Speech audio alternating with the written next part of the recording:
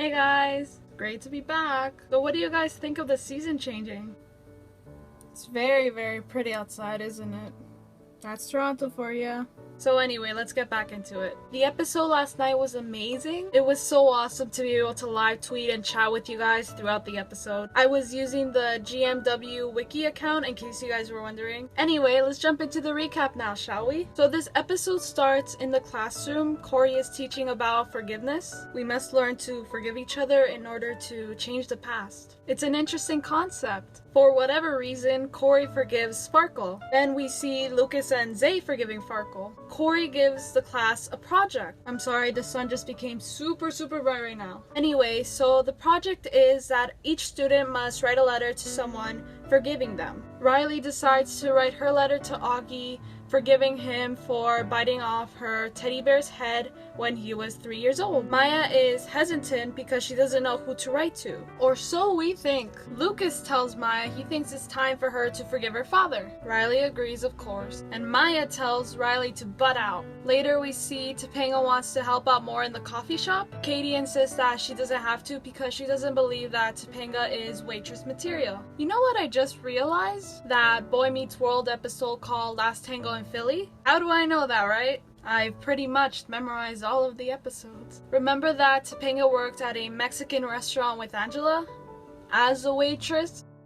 Something to think about. Anyway, Kermit walks in and Katie basically belts him with bread and cheesecake. He meets Maya for the first time in 9 years. Maya had actually mailed him the forgiveness letter that she wrote to him in class. She decides to ask him why wasn't she and her mom good enough for him.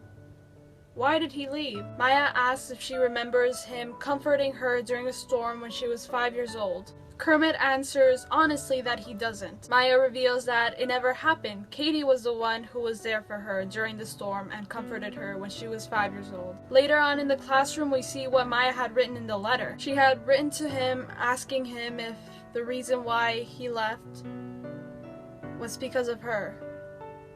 Corey then teaches that you must first ask to understand before you can forgive the person. And I thought that was beautifully put. Maya tries to forgive Kermit when he comes see her again, but she can't. He explains that him leaving had nothing to do with her. He tells her he wasn't ready for her at the time, but now that he has a new family, he feels that he is. He has a job. Maya says that his job was to stay. She leaves and Corey tells her that it was okay that she wasn't able to forgive her father yet. Maya cries as Corey asks her if she forgave herself, and she hugs him crying. It broke my heart to see Maya cry. Corey is really turning out to be a great father figure for Maya, just like he's always been. It reminds me a little of Hurricane, when Maya hugged Sean. Now let's get down to the Sean business. I feel like this episode reflects a lot on the Boy Meets World episode We'll Have a Good Time Then, the one where Chet has a heart attack and dies. Before Chet dies, Sean decides to ask him why he left and if it was because of him. If he thought that Sean wasn't good enough for him. That broke my heart too. I left out the scenes with Lucas, Zay, Farkle, and Riley and Augie because I wanted to talk about them separately. I found the scenes with the boys to be really funny. I feel like they're becoming really good friends. I enjoyed the separate plot they had without Riley and Maya. We got to see more of them is what I'm basically trying to say.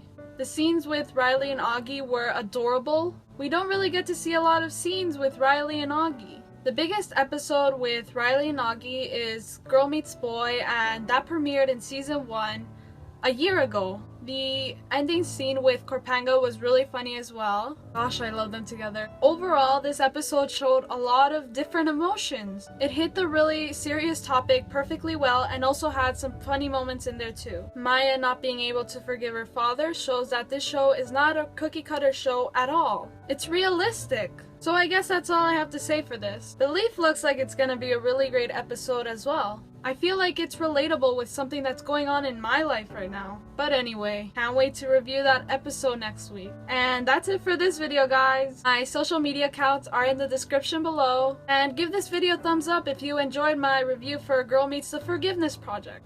I love you guys, and have an awesome day. Bye!